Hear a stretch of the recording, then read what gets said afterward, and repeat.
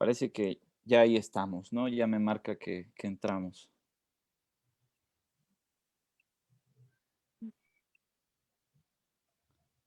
Entonces les digo, si quieren vamos compartiendo e iniciamos en un minutito más, ¿no?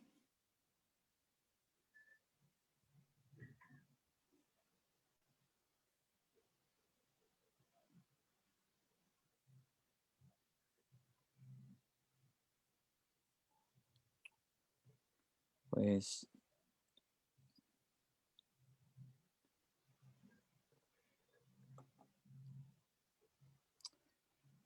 bueno,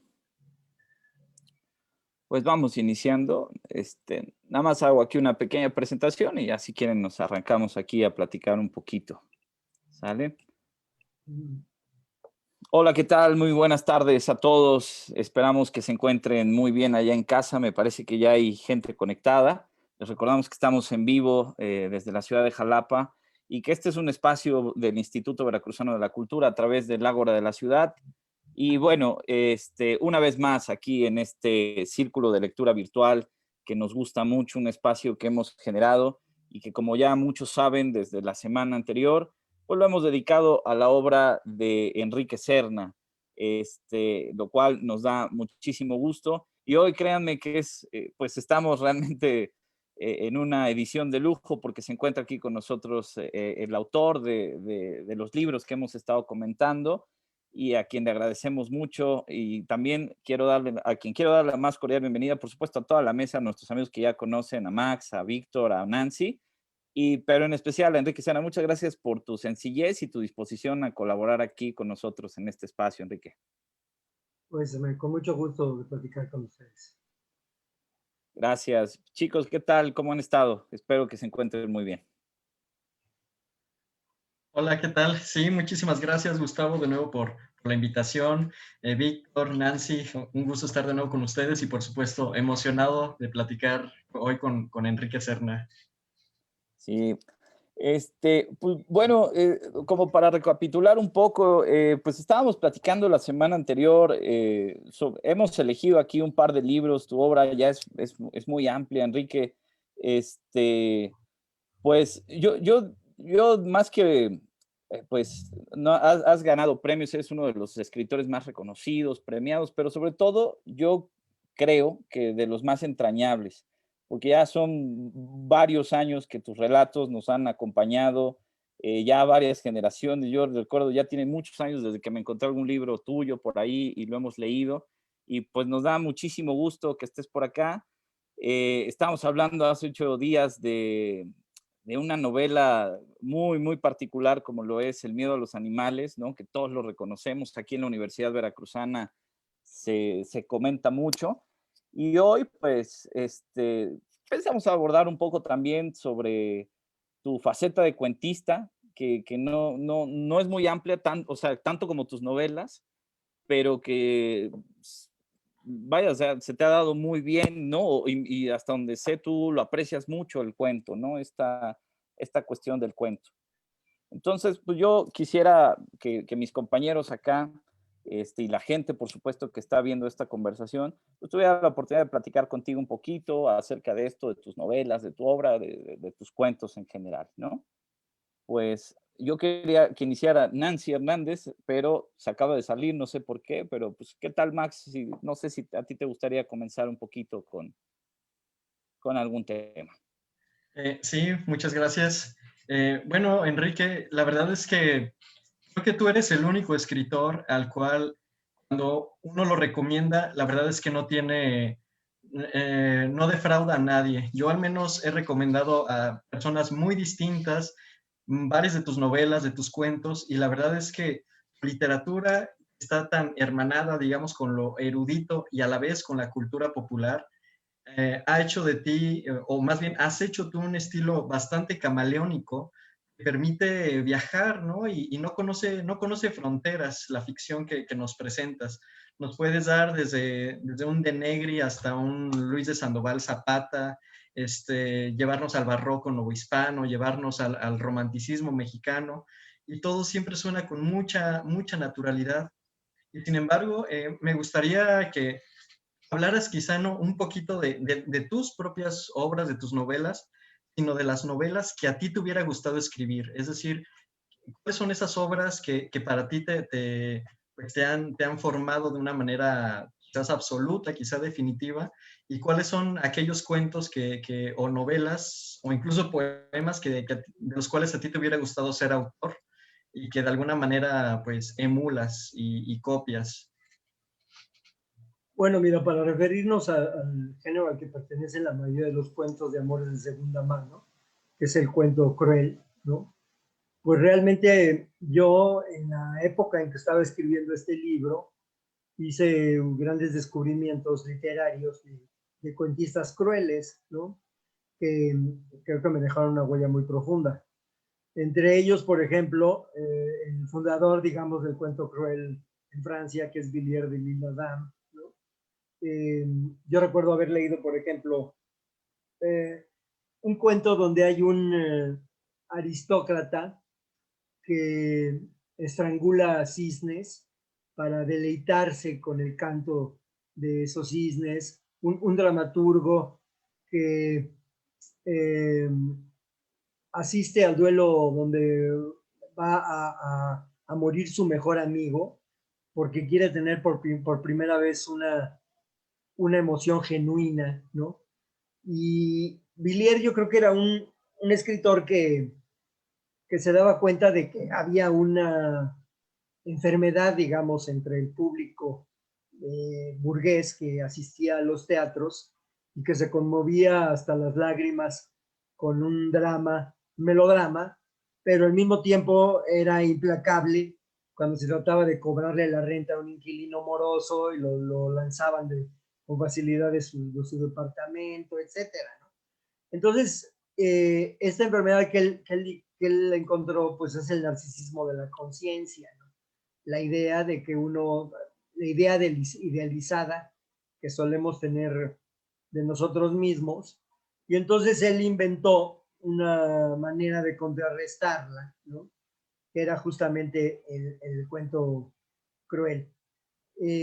Hay otros ejemplos en la literatura francesa, por ejemplo, en El Spleen de París, algunas de esas poemas en prosa, pues pueden ser también leídos como cuentos, ¿no? Yo recuerdo uno que se llama Tundamos a los pobres, en los que un especialista en ciencias sociales que ha estudiado todas las utopías para redimir al hombre de la miseria, eh, sale un día de una cantina en Francia y encuentra un clochard que está tumbado en la banqueta y entonces le pega una patada y entonces el clochard se levanta, lo golpea, etcétera, pero él dice por fin lo encontré, ¿no? Que ha descubierto qué es lo que puede hacer que los pobres salgan de su postración, ¿no? Eh, y bueno, entre la literatura latinoamericana, por ejemplo, pues está Joaquín María Machado de Asís, que es probablemente el mejor novelista de Hispanoamérica en el siglo XIX y que también fue autor de algunos cuentos extraordinarios, ¿no? Yo me recuerdo uno que se llama La causa secreta, donde un personaje que se llama Fortunato Gómez de Silveira es dueño de un hospital y es un tipo, es un sádico que cuando alguien, un atropellado en la calle, es de los primeros en salir corriendo porque le encanta ver al herido y cómo está sangrando, etcétera, etcétera. Y que por eso mismo se ha hecho dueño de un hospital, ¿no? Para estar cerca del dolor humano. Y se muere su esposa y él sabe que un amigo suyo estaba enamorado en secreto de su esposa, pero que nunca se atrevió a intentar nada con ella por la lealtad que le tenía él como amigo. Entonces, en el velorio, como ya no queda nadie, se queda solo el amigo ante el cadáver de esta mujer a la que amó, y el marido se oculta detrás de una cortina para observar cómo llora este amante, este enamorado, ¿no? Y entonces es una situación un poco parecida a la de los cuentos de Villiers de l'Isle Adam, ¿no? Porque es como, digamos, la explotación del dolor ajeno para que yo experimente un placer, ¿no? Digamos que ese sería un poco el lado siniestro del humor cruel, ¿no? Pero hay otro lado, que es un lado que creo que es bastante benéfico, y es que el humor cruel te ayuda a recuperarte o a inmunizarte contra situaciones aflictivas, situaciones que pueden ser terriblemente dolorosas, ¿no? Y entonces, en el momento en que uno se sobrepone a ellas como un bufón sobrehumano, digamos, que se burla del dolor para trascenderlo, pues es como vacunarte también contra esa pena que te puede destruir, ¿no? Y yo creo que esa es una, digamos, la estética de la crueldad es el área en la que yo estaba incursionando cuando escribí los cuentos de amor de segunda mano, ¿no? Ahora, yo creo que sin darme cuenta, ¿no? Yo templé un poco el contenido satírico, aunque es muy fuerte en algunos de los cuentos, ¿no?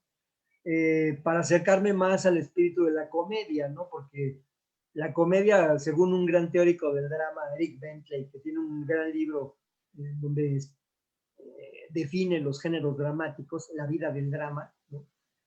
Dice ahí Eric Bentley que la diferencia entre la farsa y la comedia es que en la farsa los personajes son seres grotescos en los que en los que el autor no toma en cuenta sus sentimientos, son figuras totalmente caricaturescas, mientras que en la comedia los sentimientos de los personajes sí importan, ¿no? Y a mí realmente creo que estos cuentos son pequeñas comedias, cada uno de ellos, ¿no? Porque a pesar de que haya una visión irónica, corrosiva, bastante fuerte de sus personajes, también hay una compenetración emocional, ¿no? Y bueno, pues esa fue la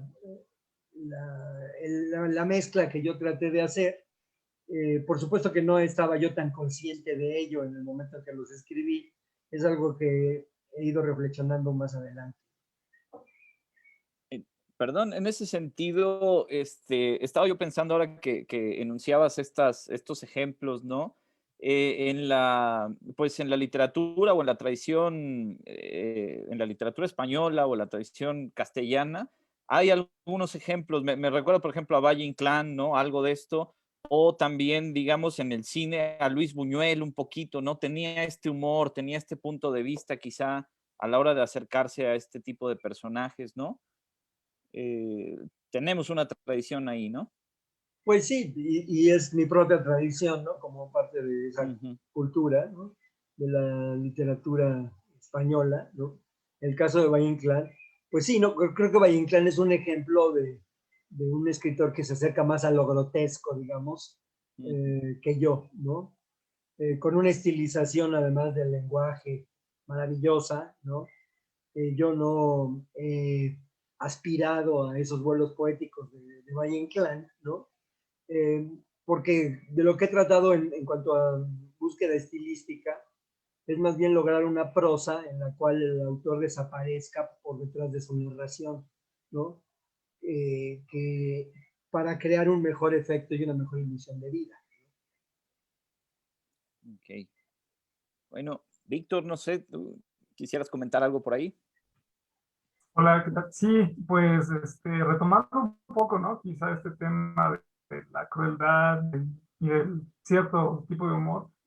Yo creo que hay un cuento en Amor de segunda mano que sería el de Hombre con minotauro en el pecho, que es un cuento que creo que no ha dejado indiferente absolutamente a nadie, ¿no? Y es interesante cómo se conecta con, pues, otras artes, ¿no? En este caso, pues, las artes plásticas. Bueno, era un poco por esa línea la pregunta, ¿no? ¿Hasta qué punto podría haber un interés con desarrollar esta cercanía con otros artísticos, ¿no? Como puede ser la plástica. Ahí se cortó un poco ahí. Bueno, a mí eh, pues me fascina por curiosidad, ¿no? Ver cómo es el mundo de las artes plásticas, ¿no? Como un simple aficionado, porque nunca he hecho crítica de artes plásticas, pero sí me doy cuenta de que de todas las artes es una de las en las que es más fácil el bluff, ¿no? Todo esto, por ejemplo, del arte conceptual, que yo considero que es un enorme fraude, ¿no? En gran medida, a pesar de que también hay algunos ejercicios conceptuales donde yo reconozco que pues hay ingenio, que tienen buenas ideas, etcétera, ¿no? Pero a mí me parece que es un mundo lleno de imposturas, ¿no? En donde hay muchos reyes desnudos, ¿no? Recordando este cuento del conde Lucanor, ¿no? No se han dado cuenta de que esos reyes van desnudos. Entonces, bueno, pues justamente además es un mundo, creo, el más susceptible de aburguesamiento, en el sentido de que las obras se pueden cotizar y llegar a tener altísimos precios en el mercado. Se van haciendo entonces los pintores de una clientela de gente muy adinerada y poco a poco se van metiendo dentro de ese mundo, ¿no? Entonces, bueno, digamos lo que le pasa a cierto punto al protagonista de Hombre con Militar en el Pecho, solo que él con la peculiaridad de ser el mismo un objeto artístico, ¿no? Claro que sí. Recordamos a toda la gente que estamos en vivo, nos gustaría interactuar con ustedes. Ya hay unos comentarios por ahí, mandan saludos, por supuesto, a nuestro invitado, al escritor Enrique Serna, a toda la mesa, muchas gracias. Y vamos a estar aquí charlando. Estamos hablando de la colección de cuentos Amores de segunda mano de Enrique Serna, por supuesto. Algo que ha sucedido, que pasa, bueno, que a mí me parece muy bonito. Tuvo que ver ahí la Universidad Veracruzana, me imagino, creo que me parece que la primera edición está en la editorial de la universidad, pero ese libro ya se puede encontrar, bueno, aquí en Jalapa, para los que andamos en Jalapa, ya se encuentra en las librerías de viejo, ya te lo puedes encontrar ahí, ahora sí casi que de segunda mano, lo cual me parece muy bueno porque uno anda rodando en las calles de Jalapa y uno se lo encuentra ahí muy fácilmente y un libro excepcional. Estamos hablando de ese libro y queremos que todo el mundo participe aquí con nosotros y con nuestro invitado, por supuesto. Nancy Hernández, no sé si tú te saliste un ratito y ahora ya volviste. No sé si quieras comentar algo. Bueno, pues los saludo a todos con mucho gusto. Y claro, bueno, lo que decían ahorita del humor y la transgresión, me parece que es algo muy importante en la literatura de Serna, porque de alguna manera renueva la narrativa contemporánea, ¿no? Justamente vuelve a esta idea que es como de los mexicanos, ¿no? De el reír para no llorar. Y en los cuentos de Amores de segunda mano, por ejemplo, me gustó mucho que a través de ideas, bueno, de ideas que nos parecen muy cotidianas, que son muy comunes, como las visitas, ¿no? Que uno puede recibir en su casa, bueno, cuando se puede recibir visitas, y cómo después uno genera situaciones para salir de la rutina, pero al mismo tiempo este querer salir te va hundiendo, ¿no? En las rutinas y te empiezas a cuestionar pues tu vida, ¿no? Tu entorno, algo que es cotidiano, que te quedas por sentado, ¿no? O sea, tu casa, tu espacio, de repente se ve invadido y te empiezas a cuestionar eso, ¿no? Es como exteriorizar el ser. Esto me gustó mucho de Serna porque además lo hace con un humor exquisito, ¿no? O sea, siempre el humor negro está ahí y yo creo que eso también nos lleva a una crítica directa y una crítica que puede resultar un poquito dolorosa, ¿no? Cuando uno se da cuenta de que cuando se identifica con ciertos personajes, ¿no? Con ciertas situaciones, bueno, sí, tiendo a hacer este tipo de cosas, pero eso me parece lo rescatable, ¿no? Que Serna es un escritor que se atreve a poner el dedo en la llaga, ¿no? Y que es muy directo en estas críticas, que no se anda por las ramas.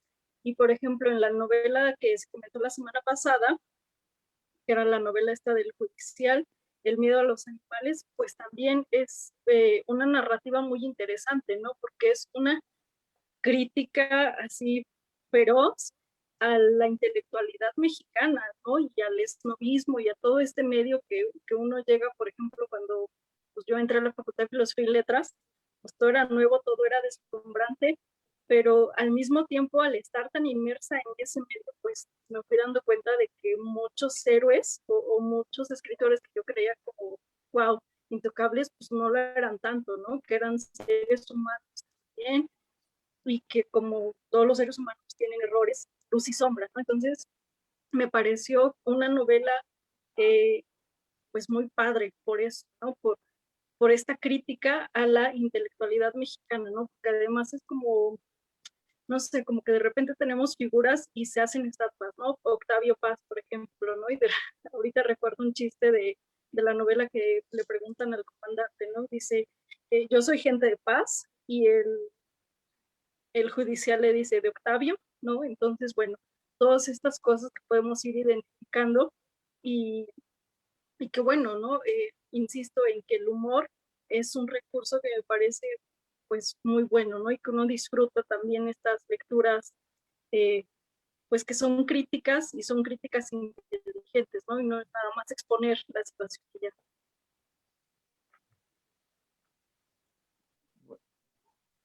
Bueno, quiero Ok. hacer una aclaración de lo que decían. El libro de la Veracruzana, en la Ah, edición de la Veracruzana, era un libro más corto, porque cuando lo reedité después en Cali Arena, sí. le añadí 3 cuentos más. Y así es como el libro ha circulado desde la edición aquella de la Cali Arena, que fue en el 95, ¿no? Entonces, digamos que es más completa la edición a partir de la de Cali Arena.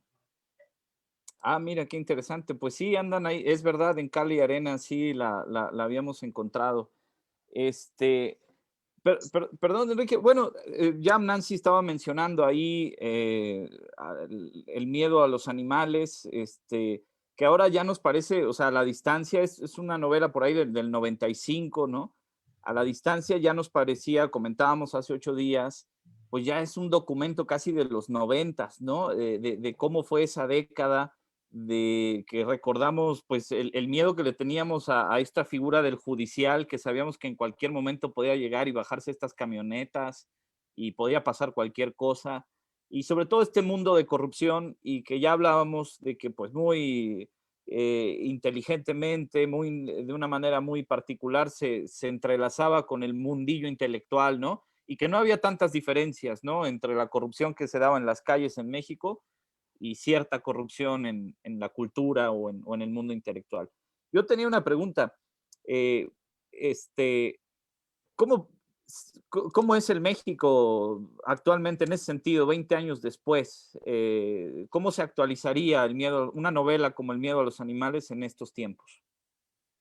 Bueno, ha habido muchas cosas que han cambiado, ¿no? Porque en los años 90 yo creo que hubo todo un operativo de cooptación en el medio cultural por parte del gobierno de Salinas de Gortari, que Ya. había llegado al poder mediante un fraude electoral. Y entonces yo creo que hicieron un cálculo maquiavélico de decir, bueno, muchos de estos jóvenes indignados que salieron a protestar a las calles, etcétera, tienen el sueño de ser escritores, pintores, músicos, etcétera, etcétera. Vamos a hacer un gran programa de becas, vamos a repartir canonjías, prebendas, etcétera. Y entonces creo que logró en gran medida que mucha gente perdiera esa indignación, ¿no? Al crear este gran aparato cultural, ¿no? Entonces yo me di cuenta de lo que estaba pasando, ¿no? Y esa fue una de las razones por las cuales me lancé a escribir esta novela, ¿no? Esta novela parte de una anécdota que es verdadera, que es que en los años 80, en el periódico Novedades, salió en una crítica de artes plásticas firmada por un crítico que se llamaba Alfonso de Neuvillate, una reseña de una exposición en la que estaban intercaladas unas mentadas de madre contra el presidente de aquel entonces, que era Miguel de la Madrid, ¿no? Entonces, a mí me quedó rondando esta idea, ¿no? Y pues es el arranque de la trama del miedo a los animales, ¿no? Claro que mi novela ya ocurre como unos 10 años después de que ocurrió eso en los años 80, ¿no? Pero es algo que a mí me quedó rondando. Sobre todo porque me daba la oportunidad de mostrar cómo era el ambiente de esos periódicos que en el siglo XIX les llamaba el gallo pitagórico, la prensa ministerial, ¿no? Porque son periódicos, en ese momento ya lo era así, el Uno más Uno, el Nacional, el propio Novedades, y muchos otros, el Día, ¿no? Que tenían una circulación bajísima, ¿no? Y entonces los directores vivían haciendo negocios con el gobierno porque el gobierno les encargaba que imprimieran en la imprenta del periódico muchos de la propaganda electoral, por ejemplo, ¿no? O materiales para una campaña de vacunación o lo que sea, para los impresos, ¿no? Y entonces el verdadero negocio del periódico, o más bien de sus dueños, era este tipo de componendas con el gobierno, no la venta de los ejemplares, ni la venta de publicidad, porque los anunciantes sabían que esos tirajes eran muy bajos. Pero entonces eso dentro del periódico producía un círculo vicioso, porque le pagan muy mal a los reporteros, y le pagan muy mal a sabiendas de que ellos van a recibir un chayote, ¿no? De la fuente oficial que les toque cubrir, ¿no? Y entonces así se va como deteriorando y se va haciendo ese ambiente terrible. Y bueno, en mi caso, pues el personaje de Evaristo Reyes, ¿no? Perdón, de Lima, Roberto Lima, pues publica ahí estas cosas un poco como para desahogarse, ¿no? Él es una especie como de hombre del subsuelo del Dostoyevsky, que se considera incorruptible, que no ha entrado en estos juegos de cooptación, no ha querido plegarse a ningún caudillo cultural, como muchos otros en el medio, ¿no? Y entonces, pues, ha vivido así en una pobreza heroica, ¿no? Y nota que esas notas que le escribe en la página cultural del matutino no las lee absolutamente nadie, y es ahí donde ya él se siente en libertad para lanzarle mentadas de madre al presidente. Claro. De ahí viene la anécdota, ¿no? Pero Sí. bueno, sí, no, interesantísimo. Yo, bueno, no sé, Max, si tú quieras hacer un comentario al respecto, también comentabas el miedo a los animales hace 8 días. Y justamente amarrando un poquito con lo que ya comentaba Enrique sobre todo el trabajo estilístico que hay detrás de las novelas, al menos a mí personalmente me encantan los títulos, ¿no? Yo creo que el título siempre es la primera frase de un libro, literal y literariamente, entonces el llamar a una novela no Santana, sino El seductor de la patria, o no Yo de Negri, sino el vendedor del silencio, todos estos títulos siempre son como bastante llamativos. Y a mí me gustaría preguntarte, Enrique, ¿cuál es esa seducción que hay en estos personajes que siempre son totalmente cínicos, totalmente descarados y totalmente transgresores del régimen en el que viven, ¿no? Y Santa es una santa descarada, Kakotzin es un apóstata descarado, Cárcamo pues es un dominico también descarado. Siempre son personajes que están en contra del régimen en el que, sin embargo, ayudan a construir, ¿no? Todos estos periodistas, todos estos narcos, es decir, siempre hay como siempre hay una crítica en medio de los mismos personajes y del diálogo que hacen los personajes. Entonces, ¿cuál es esa seducción? ¿Cuál es la seducción que hay detrás de todos los personajes que vas eligiendo y cómo los vas construyendo? Bueno, para mí lo fundamental es entrar en el alma de los personajes desde las primeras líneas de un cuento o de una novela, ¿no? Para que el lector se sienta situado en ella y sienta que está observando la existencia con los ojos de ese personaje, ¿no? Entonces, claro, creo que la tarea es un poco como de saber en qué momento acercarse, compenetrarse de la manera más profunda con el personaje y en qué momento observarlo un poco más distanciadamente, porque ese distanciamiento es el que permite que surja la ironía, ¿no? Y es la base del humor, ¿no? La ironía además es una fuente de ambigüedad, ¿no? Porque en el momento en que un lector sagaz se da cuenta de que hay una burla soterrada debajo de ese texto. Entonces se plantea diversas preguntas. ¿Y por qué se está burlando? ¿Qué es lo que está pensando? Yo creo que, ¿qué piensa el narrador, etcétera? Yo creo que los cuentos o las novelas con significado unívoco son hasta cierto punto simplonas, ¿no? Y lo interesante es precisamente que se produzca esta multiplicidad de significados, ¿no? Y creo que para eso ayuda en ese tipo de graduaciones entre la intimidad con el personaje y la lejanía. Víctor. Sí, estaba pensando acerca de estas relaciones entre el humor, entre la corrupción, entre el mundo literario, ¿no? Y académico. Y entonces, otro cuento que también está muy, muy bueno y que yo creo que también es muy común leerlo en los ambientes de letras, de la Facultad de Letras y todo esto, es Borges y el ultraísmo, ¿no? Entonces, un poco esta pregunta de que hasta qué punto se han modificado o han cambiado las relaciones entre pues, el mundo académico, la crítica literaria y los propios creadores, ¿no? Porque yo, la poca experiencia o el trato que he tenido tanto con académicos como con autores, pues te das cuenta de que hay un cierto resquemor ahí, ¿no? Hay una pulsión, hay una tensión ahí. Entonces yo quisiera como preguntar esto acerca de qué tan productivo puede ser esto para seguir explotando, digamos, como esa beta literaria, ¿no? Del cruce entre crítica literaria y la obra, ¿no? El autor. Bueno, es curioso porque a mí me contó Ignacio Solares que él tuvo una charla con Carlos Fuentes sobre el cuento, sobre Borges y el ultraísmo. Y entonces le dijo Carlos Fuentes que él creía que yo lo había retratado a él en ese cuento. El escritor importante que viene de una reunión con François Mitterrand y demás, ¿no? Y bueno, es curioso porque ese personaje tiene algunos elementos de la personalidad de Carlos Fuentes y otros elementos de la personalidad de Octavio Paz. Es como un híbrido, ¿no?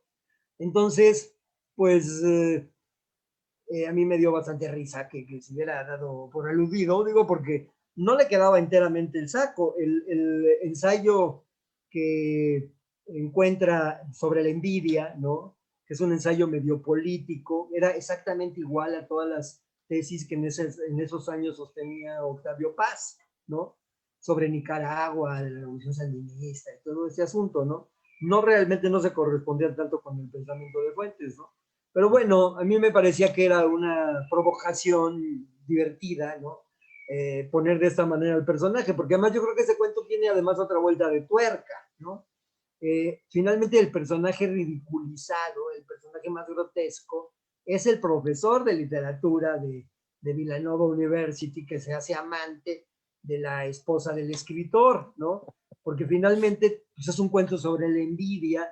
Este es un tipo que va canalizando su envidia a tratar de arrebatarle la esposa al otro como para poder robarle algo de su grandeza, ¿no? Claro. Y bueno, ahora que estaba leyendo este ensayo de Malva Flores que se llama Historia de dos puntas, que es sobre la amistad de Octavio Paz con Carlos Fuentes, me lo recordé, ¿no? Y luego yo me estaba preguntando, ya autopsicoanalizándome, si no habría querido yo hacer una especie de sátira de mi propia envidia hacia esos grandes escritores mexicanos, ¿no? Como flagelándome, pero humorísticamente, ¿no? Entonces creo que por ahí, porque además yo estuve en una universidad muy cercana a Villanova, que se llamaba Bryn Mawr College.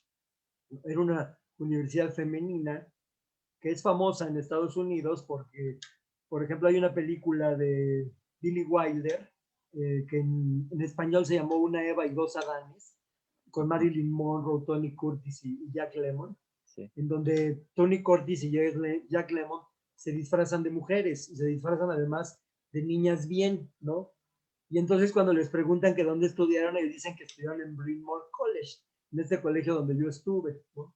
Entonces, es una universidad femenina que solo en posgrado ya admitían a hombres. Yo fui a hacer una maestría que no terminé porque cuando estaba ahí aborrecí a la teoría estructuralista la teoría literaria en general, y entonces abandoné a los 6 meses y hasta ahí llegó mi carrera de hispanista. Ya nunca la continué, ¿no? Pero Bryn Mawr Cor estaba muy cerca de Villanova, entonces digamos que yo tenía elementos como para imaginar lo que hubiera podido ser mi vida como un hispanista envidioso, ¿no? En este caso, como es este personaje, ¿no? Y bueno, creo que de eso se trata la literatura, de inventarte un yo potencial al que colocas en situaciones que pueden ser muy distintas a tu propia vida, para que él ya empiece a caminar solo, ¿no? Sin depender tanto de su creador. Han salido ahí un par de nombres, por supuesto, me refiero al de Octavio Paz y de Carlos Fuentes. Y yo recuerdo que yo siempre pude intuir ahí una crítica, no a estos escritores tan grandes, sino a la figura, por ejemplo, de la vaca sagrada, ¿no? En la cultura. Siempre sentí ahí como, no un recelo, pero sí una idea de que esto podía hacernos daño, ¿no? Tener estas vacas sagradas a quien nadie pueda refutar, o que tienen un séquito ahí de seguidores bueno, que siguen propagando su evangelio prácticamente, ¿no? Y en ese sentido, ¿cómo se ha transformado esta figura de las vacas sagradas actualmente en México? ¿No? ¿Tenemos todavía vacas sagradas? Yo creo que eso cambió mucho, ¿no? Porque, Ujú, pues, sí. no he vuelto a surgir un escritor de la talla de Octavio Paz, por ejemplo, ¿no? Ah. Pero tampoco digamos que hay escritores con vocación de caudillos culturales, Ujú, ¿no? Cosa que eso sí me parece bien buena, ¿no? sí. Eh, a mí creo que Paz, más que Fuentes, era un escritor que deseaba mucho tener poder cultural, ¿no? Para bien y para mal. O sea, para bien en cuanto creo que con sus revistas y todo eso, pues animaba el debate literario, el debate político, porque pues era un gran ensayista, estuviera uno de acuerdo o no con él, ¿no?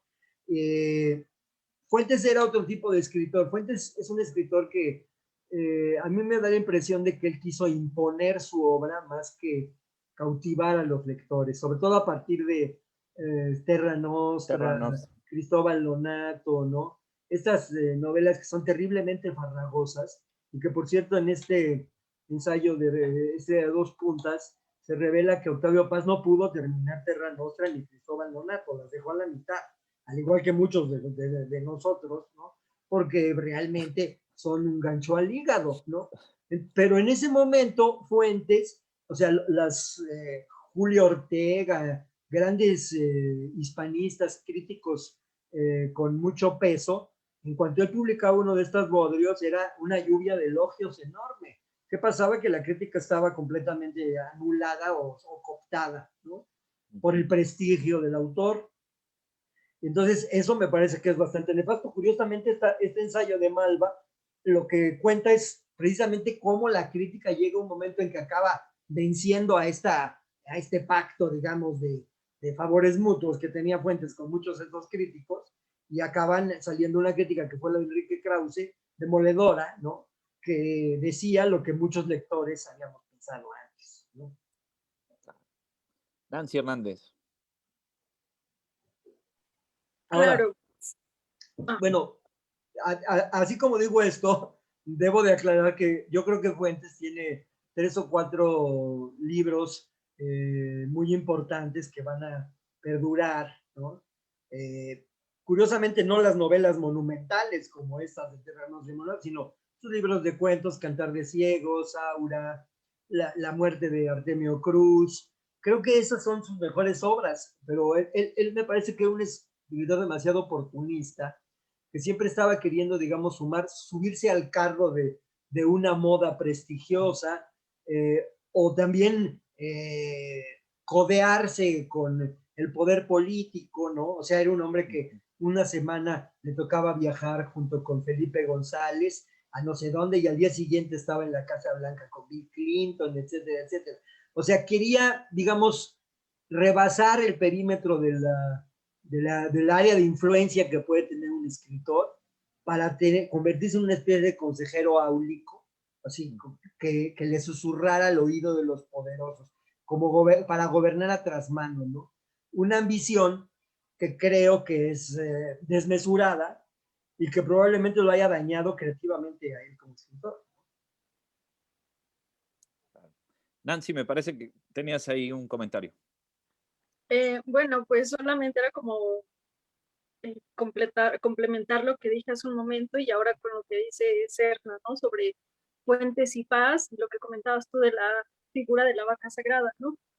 Te decía, ¿no? O sea, uno llega a la Facultad de Filosofía y Letras de la UNAM y incluso en la nómina de los profesores, pues ve uno pura estrella, ¿no? Prácticamente, solo los que dan taller de redacción o algunas optativas, pues son como gente desconocida, pero las materias pesadas, pues son figuras importantes, ¿no? Que uno ha visto en la televisión, en Canal 11, en el 22, o ha visto por ahí textos en los periódicos.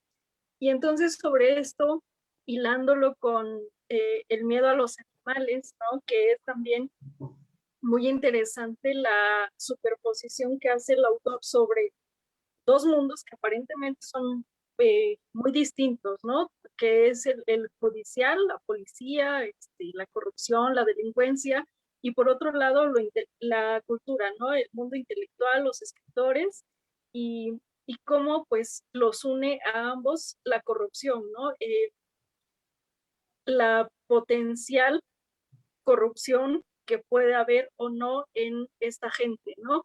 Lo que decía hace un momento de, por ejemplo, Octavio Paz y sus mijitos, ¿no? O sea, todo este círculo que lo rodeaba, pues lamentablemente muchos siguen alimentándose de eso, ¿no? O sea, antes de decir su nombre, siquiera como yo trabajé con Octavio Paz, y eso me parece muy triste y lamentable, ¿no? O sea,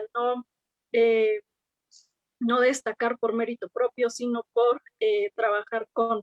Y entonces, ya con todo esto, pues quisiera saber qué es lo que piensa Enrique Serna sobre la intelectualidad mexicana, ¿no? Específicamente, ¿cómo ve nuestra intelectualidad? ¿Tenemos realmente un grupo de intelectuales o son como figuras vacías? Bueno, de tenerlos sí los tenemos, ¿no? Sin duda alguna. Que aporten algo importante al debate público, al conocimiento de nuestra historia, al conocimiento de la condición humana, etcétera, pues yo creo que algunos sí, ¿no? Otros puede que sean, pues, fraudes, ¿no? Pero yo creo que en realidad el meollo al que yo estaba tratando de apuntar en mi novela, en El miedo a los animales, es a la disputa por las instituciones públicas de cultura. ¿Me explico? Porque si alguien tiene una revista, digamos, particular, en esa revista, pues, y un grupo quiere ser muy cerrado, pues nadie los puede culpar por eso, ¿verdad? Porque no están manejando dinero público. Pero lo que me parecía a mí terrible era el manejo faccioso pues del Fondo de Cultura Económica, del CONACULTA, de esa lucha por el poder que se daba dentro de estas instituciones, ¿no? Ahí es donde iba dirigida mi crítica. Y ahí no solo estaban metidos en esa disputa, digamos, los de Grupo Vuelta, los de Nexos, sino que también había toda una mafia enquistada en la burocracia cultural de escritores paraestatales que habían vivido todo el tiempo brincando de un puesto a otro, agarrando diferentes huesos, sin pasar nunca, digamos, por la necesaria confrontación con el público. No eran escritores cuyo prestigio se debiera a la aclamación de los lectores, sino a los tráficos de favores con otros amigos, ¿no? Y así es como aparecen varios personajes retratados así en El miedo a los animales, ¿no? Como el subdirector del Fondo de Estímulo a la Lectura, etcétera, etcétera. Esos personajes que se han enquistado, ¿no? Dentro de un presupuesto y van así. O sea, a mí me parecía cuando estaba escribiendo esta novela aberrante que en México pudiera haber carreras de este tipo, ¿no? Por ejemplo, en la poesía, ¿no? Desgraciadamente la poesía es un género muy minoritario, ¿no? En donde los poemas se leen endogámicamente entre sí, ¿no? Y entonces eso se presta a mil abusos, porque no es de ahora. En muchas épocas de la historia de la cultura y de la literatura ha habido mafias de mediocres, ¿sí? Que se solapan mutuamente su mediocridad. Yo en mi ensayo de la genealogía de la sabiduría intelectual hablaba de que esto existía desde los tiempos del doctor Johnson en el siglo XVIII en Inglaterra, que él ya señalaba cómo en todas las épocas había habido escritores que dentro de su grupito le auguraban al amigo que iba a perdurar eternamente y que a los 20 años ya nadie se acordaba de ellos. ¿No? Entonces, a mí me parecía aberrante que en un país bastante pobre, con desigualdades terribles y demás, hubiera este tipo de parásitos del erario público. Y entonces, eso fue lo que yo quise, sobre todo, mostrar, ¿no? En la novela. Claro, me doy cuenta de que ahora que estamos en este nuevo gobierno, ¿no? En la cuarta transformación, pues en parte contribuí quizás a esta satanización del gremio intelectual en general y a algo más grave, que es el recorte presupuestal tremendo para todas las instituciones de cultura en las que están pagando seguramente justos por pecadores, ¿no? Pero creo que finalmente esta eh, eh, vuelta de tuerca del actual gobierno, este odio que le manifiesta el presidente a muchos de estos grupos y demás, y no solo a ellos, a los académicos, a los científicos, etcétera, que eso ya forma parte de una fobia que a mí me parece muy exagerada, ¿no? Pero sí se debe en parte a algo que fue un abuso verdadero en todos estos años, ¿no? O sea, un país paupérrimo con escritores que tenían becas vitalicias, aunque nadie los leyera nunca. Eso es ridículo. Claro. Bueno, le recordamos a la gente que estamos en vivo. Nos quedan un poco más de 10 minutos, ya estamos en la última sesión. Entonces, si alguien quisiera hacerle llegar algún comentario a nuestro invitado, pues este es el momento. Y también nosotros iremos ya cerrando más o menos con esta última ronda. A mí, yo quisiera, ahora que se hablaba del papel de los intelectuales, me pareció muy, muy pertinente el comentario de Nancy. Y sobre todo esto que mencionabas ahora, que casi que nos fuimos al otro extremo, ¿no? Ahora casi habría que denunciar pues todos estos recortes y toda esta situación en la que se ven ¿no? muchos artistas en el país o la gente dedicada a la intelectualidad. Sigue estando ahí el papel del intelectual. Yo ahora veo, por ejemplo, una especie de un fenómeno inquisitorial, casi un fenómeno de la Inquisición, ¿no? Si antes había estos grupos pues de poder a partir de revistas, ahora casi pues son las redes las que están silenciándolo todo y hay un fenómeno ahí muy extraño, ¿no? Puede rayar en la censura. Y ahí yo quisiera preguntar, ¿cuál sería la función del intelectual en un momento como el que se vive? Y no propio de un gobierno, ¿no? Sino ya pues del dinamismo de la sociedad en general, casi, casi, ¿no? Yo creo que la función de un escritor, no me atrevo yo a autonombrarme intelectual porque creo que es demasiado Claro, pretencioso, claro, claro. es decir lo que piensa, aunque lo que piensa sea impopular, ¿no? Yo, por ejemplo, durante mucho tiempo lo que dije era popular, porque, por ejemplo, a criticar a Salinas de Gortari, a Calderón, a Peña Nieto, etcétera, era muy bien recibido por todo el mundo. Pero cuando ya criticas a López Obrador, entonces ahí sí te lanzan muchos a la yugular. Pero yo creo que a pesar de que eso pueda redituar la impopularidad de un escritor, uno tiene que seguir diciendo lo que piensa. A mí me parece que al principio de este sexenio, la actitud que tenían todas estas granjas de bots y de asalariados del gobierno era de que la crítica del poder se acabó. A partir de que llegamos nosotros al poder ya no puede haber esa crítica. Y eso pues es inadmisible, ¿no? Entonces creo que no, aunque se pueda sentir feo que te ataquen y demás, pues yo creo que uno no debe dejarse intimidar para decir lo que piensa. Perfecto. Vamos cerrando, si les parece bien, compañeros, con comentarios finales. Bueno, tomo la palabra. Sí. Yo sí me ha parecido muy vigente, ¿no? Quizá todavía el miedo a los animales y también muchos de los cuentos de amores de segunda mano. Y la pregunta iba un poco así rápido nada más. Si con El vendedor de silencio, por ejemplo, se retoma una figura que tenía como esta estrategia pues sí, de vender o bueno, más bien de ocultar su información y lucrar con esto.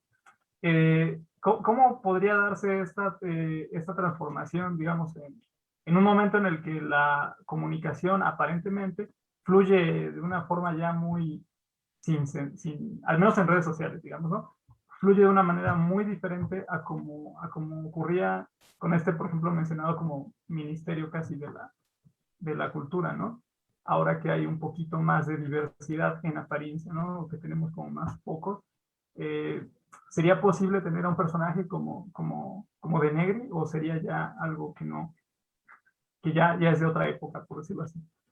Sí, yo creo que en la actualidad un de Negri sería anacrónico, ¿no? Porque pues ya en tiempos de las redes sociales, ya los líderes de opinión, digamos que no tienen tanta fuerza como antes, ¿no? Esa influencia se ha diluido, ¿no? Pero además hubo una apertura democrática, ¿no? Hay una libertad de expresión muy amplia, más o menos desde 1996. Eso no es algo que el PG le haya regalado a los periodistas mexicanos. Ellos lo pelearon y lo consiguieron desde mucho antes de que él llegara al poder, ¿no? Entonces, ahí creo que va a haber un nuevo reacomodo de fuerzas, ¿no? Que ya está ocurriendo, ¿sí? Porque finalmente, aunque ahora cualquiera en algún momento dado, desde sus Twitter o desde Facebook, pueda lanzar alguna proclama que tenga mucho eco, ¿no? Pues finalmente sigue habiendo una serie de analistas políticos independientes que son los que tienen más fuerza para influir en la opinión pública, ¿no? Y a mí me parece bueno que en la actualidad los que tengan esa influencia ya no son los chayoteros como antes, ¿no? Como ocurría en tiempos de Carlo de Neri, sino periodistas independientes que podrán inclinarse un poco más hacia la izquierda o a la derecha, pero que uno sabe que dicen lo que piensan, por lo menos, ¿no? Max. Yeah. Bueno, ya también para terminar y ya no preguntar algo más y gastar un poquito de tiempo, yo quiero invitarlos a que lean la obra de Enrique Serna, porque precisamente todas estas críticas se universalizan en sus novelas, ¿no? Vemos estos problemas en el periodo barroco novohispano, en el ensayo de la soberbia intelectual, lo vemos ni siquiera arrastrado al siglo XVIII, lo vemos ya con las aristocracias griegas, latinas. Es un gran problema de la humanidad y Enrique Serna pues lo ha traído muy bien, sobre todo al panorama de México y de Hispanoamérica. Entonces yo quiero en verdad invitarlos y agradecer muchísimo a Enrique Serna por darnos una hora para platicar, que en verdad ha sido muy, muy revelador, ¿no? Conocer ya de palabra propia algo que hemos venido leyendo desde hace mucho tiempo. Y a todos también gracias, gracias, gracias. Nancy, un último comentario. Claro, bueno, pues lo mismo, Max me ganó la invitación a leer a este gran escritor, de verdad. Yo lo descubrí en la preparatoria con mi maestra de historia, que nos dejó leer El seductor de la patria, y después me lo volví a encontrar en la facultad con Amores de segunda mano, justamente, que nuestra profesora de Iberoamericana nos dijo, este es el mejor libro de cuentos de Enrique Serna. Pues no estaba equivocada.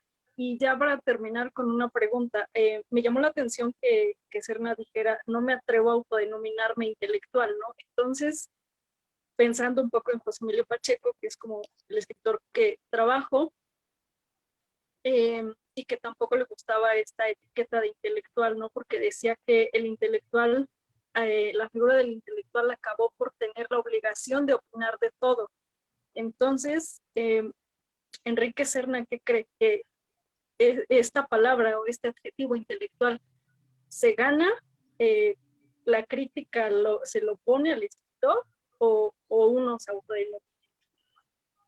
Bueno, hay una buena definición de Gabriel Said, que él decía que intelectual es un escritor con prestigio y autoridad moral entre las élites, que opina sobre la vida pública en general, ¿no? Interviene en esos debates públicos. Y creo que eso traza una división, porque pues hay escritores que se dedican exclusivamente a lo suyo, a la literatura, ¿no? Y que nunca intervienen en el debate público, ¿no? Creo que esa sería la línea divisoria para definir a los intelectuales, ¿no? Ok.